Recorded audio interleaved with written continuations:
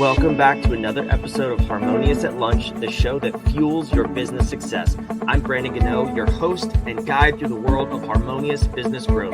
Today, we're unlocking powerful strategies with industry experts to help your business thrive.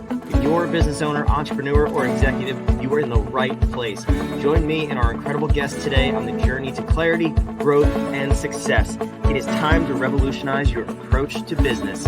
Let's dive in with another episode of Harmonious at Lunch. Welcome back into some more bite-sized business advice. And today we're talking about balance.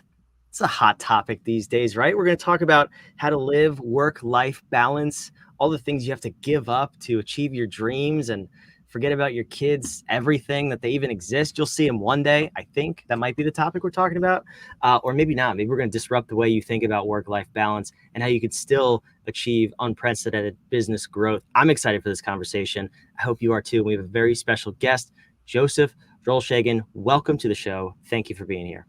Oh, thanks, Brandon. I'm really excited to be here with you and have a good conversation here that can help your audience at least stir up some thinking. That's the whole goal, that we want to make people think after 15 minutes, wherever you are, in your car, at the gym, on the toilet. No judgment. It's just, we want to make you think a little bit differently about something and hopefully make you laugh at the same time. Yeah. So Joseph, this is the common thing these days, right? Work-life balance. Everybody's heard that phrase. Yeah. And what are the trade-offs, right? Like, if I'm going to grow my business, what am I going to give up on? And you have a wildly different take on that. So tell me how you feel about that general concept. Absolutely. I tried following that in my own life, Brandon, for years in corporate America when I was vice president of sales, this and that stuff. And I've traded off a lot of things I can never go back and get, like my only son's first birthday, in the name of building business. And that still bothers me today. You know, and so when I started learning this stuff, after applying that stuff for decades and not doing anything, I finally said, man, this can't be right. You know, and so I leaned into that other side of it, and I've been a student of the works I do today since I was 22, and it started coming together where we're conditioned that, you know, that we have to take massive actions and exhaustive efforts and you know, trade off areas of your life to get what you want, and we buy into that. And, you know, most of those people doing that never achieve what they really want to achieve. So in doing what I've done in the SMT method that we can talk about later, but in everything I've done, it's helping people to like achieve beyond what they thought was possible, and do so while you open up more freedom of time to enjoy your efforts, to enjoy that abundant, you know, that finance and growth and all of that happens at the same time. Yeah, I'm just a huge fan of this conversation because I see all those. You know what? Let me just admit it. I've listened to all these celebrity entrepreneurs back in the day, and I thought that was the only way because they're the loudest voices, unfortunately. And then I saw some of them in person, and I got to meet some of them in person, and not just like a shake your hand meet and greet. Like I've been backstage and actually had casual conversations. These people are miserable. They don't have what they say they have. Their whole outside world on social media is a facade. And they really don't have the business success that they want you to believe that they have, but you keep buying their stuff and clicking on their videos. So this conversation of hustle and grind and do more to get more, it's unproductive. And quite frankly, it's destroying more business owners and entrepreneurs than I think it's helping. So where do you have people start if they're conditioned to believe that is the way? And hopefully, if you've listened to the show for more than the last 5 minutes, you know that we don't believe that here. But for people who have heard that and maybe find themselves in that trap, where do you even begin? The way I begin with every individual organization, CEO, and whoever it is I'm working with, I start with what I call, in the SMT method, developing a dynamic vision. In other words, getting out there, what does it look like out there for the life you want to live? Not the life that people are telling you have to live, and, you know, these supposed million and billionaires and stuff like that, you know, but what is the life you want to live outside of all that? Just from your imagination, from your heart, how do you want to live? How do you want to experience this lifetime? Because we never get to experience one day over again. Once it's gone, it's gone. So how do you, and I start like I said, every individual from that dynamic vision, and then from that vision, we start crossing that pathway from where we are now to where we want to be. but that vision becomes what I call our reality. We look at our life around us, we look at our situation, circumstances, conditions, and we call that our reality. So if we're not getting sales, we got to work harder, we got to put more effort, we got to do more and more and more, which doesn't get us there. It just puts us in a mode of being more beat up, more exhausted, more fatigued until somebody experiences burnout or goes and does something else. And so having that vision, and we get in place with that vision, and we start putting that on, it becomes our reality. So the situation, circumstances, and conditions that are popping up are just what it looks like as that vision is unfolding. That's interesting. And I'm curious, I want to hear about the rest of the framework because you'll probably answer this question, but to create a vision is one thing. To then go chase it, obviously another. But I think what I've seen a lot of people do is, I'm not saying you do it this way, but I want to just give you an example and the listeners an example of how I've seen this fail miserably. You go to a Tony Robbins event or something like that. You close your eyes and you do this beautiful thing and you imagine your dream vision, and then you leave the event and they don't really equip you with the tools of how to build that bridge, of how to get there. So the execution, I'm a fractional COO. I'm all about execution because I think that's the most important thing. It doesn't matter what you want. How are you going to get it? Yes. So how do you help people build that bridge and connect the dots of, okay, vision, compelling vision in the future. I want it. What's my first step? So talk me through building that bridge. And that's a big part of what the SMT method is. It's not closing your eyes and imagining something for a few minutes and then, it's about really diving in. There's a whole roadmap to take people through developing that dynamic vision. And it covers all areas of our life. It's not just that I'm making, $5 million or $25 million or $150 million this year. It's, how's my health and well-being? How are my relationships? How's my time and money freedom? It ties the whole thing into a vision. And so we have the roadmap. I have the road mapping tools to take people through developing that vision.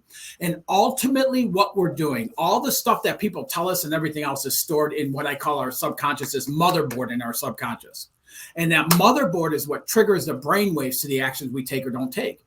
So when we hear from everybody, you got to take massive actions, all that stuff. And I know it's going beyond what you asked, but when I think it has to be explained here is when we're buying into believing all of that garbage that people are telling us, then our brain waves to take the actions to get where we want to be aren't being triggered.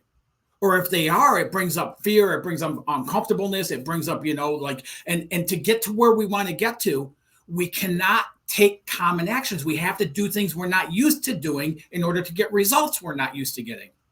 So it's really about opening it up. And I'll tell you something, Brandon, when I get somebody and they get their vision, and it's a whole week process we take to build that vision. When they got that vision, man, there's so much excitement sparking through that person. And then all I have to do is help them to understand what the subconscious conditioning is going on. And then as we identify that that's causing limitation, we shift that. And then shifting that, we start we start seeing that vision start opening up. Now, we can't sit on the couch with a bag of potato chips and expect to get from here to, multi-millionaire doing it and stuff. There's some actions we need to take. But we take actions that are in line with the vision, not in line with our beliefs and what we've been told and all of that. And so it brings different results.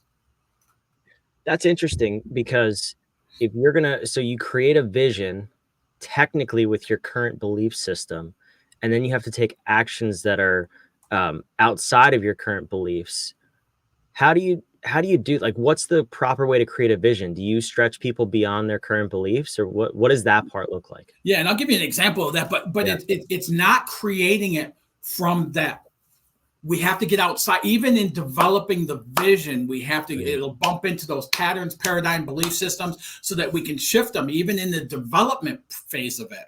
So now we're already starting to shift those things. And yeah, every client that I work with, I have a client, one in particular. I mean, I've worked with almost 1,000 clients over the past decade who have all had similar results or greater than the example I'm going to share. But I had one person come to me that was doing, in 13-year high, they were doing $7.5 million in revenue in their business. When we did their vision, they said, I just want to get to $10 million. I want to get to $10 million. If I can get to $10 million, that this will all be worth it and everything else. So I got them to boost that a little bit and building their belief and you know the possibility of it for them and stuff, opening up the mindset. And in doing so, we got to $12 million. And do you know within 12 calendar months, that person almost toppled over $23 million in revenue and has been maintaining that for over 6 years now at that level, you know, kind of gradual type of growth from there. But that I've had wholesale companies that were doing $300,000 a year. Same type of thing. He wanted to get to $500,000. I got him up to $650,000 through building that belief and everything else. He ended up doing $3 million in 12 months from that. And now he's going to, and now he's going to $5 million. All right, why is that? You gotta unpack this for me, because it's one thing to build a vision and then buy in and believe it, but is there a little bit of validation that comes from saying, whoa, I did that, maybe more is possible? Like what goes from 600 to 3 million or 12.5 to 23 million just in 1 year? Because some would say that's impossible growth. I know. Realistically, it's not. But for them, 6 months earlier, it technically was. So what was that shift that happened? It was. And that's what a lot of people I come across will say, that's BS, man. That's not realistic. And they're absolutely right. The results I want my clients to achieve are unrealistic results. They're beyond what they even thought possible. So the reason I do that with helping them go from like that, you know, 10 to $12 million on the seven, you know, on the one person, is because if I can get them to spark them, and I feel like I'm so passionate about what I do that I know the only limitations we ever experience are what's in our mind, conscious and subconscious mind. And our subconscious is what directs the actions we take. So if I can get them to spark that, if I can get them to start seeing the $10 million, and then I can get them to extend that a little bit to $12 million, that opens up a bigger belief for them. When I do that, we've already shifted some of those patterns, paradigms, and adjusted for those and stuff that have come up to get to that 10. And then again, when we go to 12, that it starts opening it up, and all of a sudden they start seeing the flow of it happening. And in doing so, that's how it goes. I mean, my clients achieve results that I am like baffled with, like, oh my God, like I never, like the $23 million when they were over 22 million, I was like, they were 20 million and still had a whole nother quarter to the year left. And I was like, this is like more powerful than I even thought, you know. But that's what it is it's that process. It's not where you just close your eyes and go, okay, I'm a billionaire, and open your eyes and all of a sudden everything is there. It's getting the mindset, the conscious and subconscious mindset into alignment with what we want. And then it's in the subconscious, it's building a bigger belief. Now, once we have the vision, we start stepping into that vision. We start, develop systems of accelerating habits, things like that and stuff, and all the other tools that go with it. As we start doing that and seeing some of that open up, even as it's opening up, our belief in our potential is growing. So it's a continuum of a growth in our believing in a bigger potential for ourselves, which leads to the results we experience. Yeah, it feeds on itself, right? It does, yes. Self-fulfilling. That's awesome. So I'm curious though. I don't know if this is secret sauce or not. You can just tell me to shut up. But you said in the beginning when you're working with people, you want to align the future belief with their subconscious, and you want to identify what their subconscious currently believes, and then shift it. Can you give me some examples of what that may look like and how to actually shift your subconscious belief? But like I said, if that is secret sauce, we will. No. I'll share that with you. I mean, a little bit let that. I couldn't say shut up, but that's cool. We'll find another place for that. People have said worse to me. It's okay. No, but like for myself, the way I grew up and stuff like that, when I was in my 20s, if something came easy for me, I thought I didn't work hard enough for it, so I didn't deserve it. And there were so many opportunities that showed up like that I just pushed aside because I didn't deserve it. And that was only in my thinking, in my subconscious of seeing struggle happen my entire upbringing, that placed that belief in me that I would see it that way.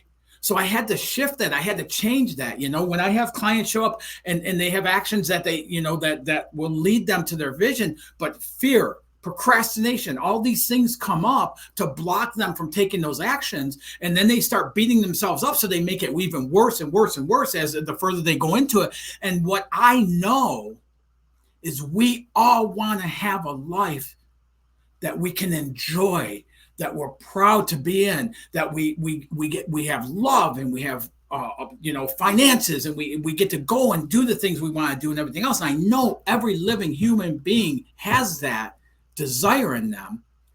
So I know it's not them not wanting it. So something's got to be blocking it. And that's what that subconscious, and that's what helped me turn my life around. And really, as we open up that vision, as we see those things happen, all of a sudden we start realizing things just start coming. We call them out of the blue, or coincidences, or whatever we want to call it. But in living this way, we actually can live by the design of those coincidences happening over and over and over, or those out of the blue moments, where when we're living in struggle, when we're living in lack, when we're living by those beliefs, there's nothing we can do. They're going by us all day, but we're just not noticing them. And another instance I'll give you is when I'm talking to somebody about working with them and their struggles and everything else. I want them to get to know me and everything else, but then I'm trying to get to know them too and decide, is this somebody I can help? And somebody who's got a locked mindset, who belief system, everything else, they're just locked and nothing else is even possible for them, that isn't somebody I can help. But if somebody comes to me and says, man, I'm tired of struggling and I don't know what to do anymore, that would be somebody I'd be able to help. And so I do a lot of talking with potential clients at the beginning about an open mindset. And an open mindset isn't that I don't know anything. It's I know a lot, but what can I take to this and add to what I already know to bring about change? I love that. Yeah, I'll take that person every day of the week. I think we got a little off track as far as the having balance in your life, but this has been a much better conversation. But I am curious to bring that kind of back around full circle. So it's really not off track. All of this makes complete sense as far as growing your business. How do you make sure that, let me preface this by saying, so the audience of this show is 6-7-figure entrepreneurs that, they've grown the business to this point and they've done a phenomenal job, but to get to that next level is going to require a different mindset. And it's really just the shift from business operator to business owner. So how do we continue to grow our business, become the business owner, the CEO, the chairman of the board? Hopefully that's where we really want people to go. But how do you become that person, not sacrifice the things you want to do, grow your business, have the abundance, have the love, all of that? Like, give me the 1 minute version of And I'll tell you the biggest thing with us to do that, Brandon, is we have to identify that subconscious conditioning that's holding it back from us. We have to stop blaming the economy and competition and all these other things. And we have to be able to go in there and adjust that in order to bring about change in the outside arena. Now, one of the things I find with that, like for myself and every client I've worked with, is that some of that conditioning we're not even aware of, that we're running on those programs. We do things so habitually that we don't even recognize that it just feels comfortable. So that's what we do. And what's happening is people will continue to take the comfortable steps and bringing about the results that they're getting, which isn't what they want anyways, or be willing, that open mind, open your mind, not again, to adding something different, to looking at a new avenue, and find somebody who's able to help you identify that conditioning, but then has the tools to help you shift that, is the only way I know of. It's the only thing that's worked for me after a lot of coaching programs and things like that. And the other thing I would tell people is if you look into this, the SMT method is based on, it's a pathway. And every individual that steps in that pathway has a unique journey based on their conditioning, based on their desires, based on their vision, based on what they want to do. We hear all this stuff about we have your success plan for you, right? And the person doesn't even know who you are, but they have your success plan. So, and I've learned the hard way that that's not really possible for me. And the people that are spouting about that, if you do A, B, and C, you're going to get D. less than 1% of people following that ever achieve the same level as the person who did it, because that person doing it found their pathway, but that's not mine. It's not yours. So really find something that's going to help you lay out your unique pathway. And then once you do that, once you go through that, that pathway will carry you through the rest of your life in anything you do.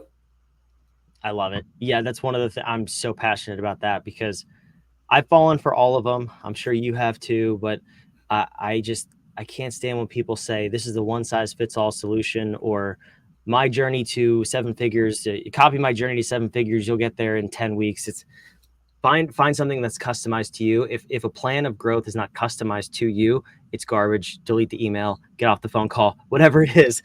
Yeah. That's my soapbox for this episode. Yeah. I'm sure Joseph agrees. It sounds like he does. So Fully agree. all right, Joseph, I can't let you go without asking the last and most important question. We believe here at What If that powerful questions get powerful answers. Yes. And for the people I described to you who are listening to this show, if they want to get to that next level in business, if they do have that open mindset, because they're here, so they do. So we know that all of our listeners have that mindset. Yes. What is a powerful question you want them to ask themselves so that they can start the journey and go on to create that life of abundance and true balance where they're not sacrificing anything? Yeah, you're going to put a link up there for people to schedule a call with me, Brandon. And a really powerful question is, what could I lose by having this conversation? Versus, or even better, what could I gain from having this conversation? Because that's really the true question. Yeah, that's a good question. He beat me to it. Coachwithjoey.com. I put the link on the screen. It's down in the show notes wherever you're watching or listening. Yeah, I appreciate you offering the listeners that call, and hopefully they got a lot of value from this episode. I think they did. I know I did, and thank you so much for being here. Absolutely. This is really, really enjoyable. I love it. So wherever you're watching and listening, first of all, we love having you here. We love putting these episodes out 5 days a week. So make sure you subscribe so you don't miss a single episode, and you keep getting these gold nuggets of episodes like this one. I just put it in the comments below. The episodes, in my opinion, keep getting better every single day. And I don't know how we're going to continue to top them, but I've said that before. So if you want more value like this, just put a thumbs up or something. We'll keep bringing these episodes out. We'll see you on the next episode of Harmonious at Lunch. Thanks for being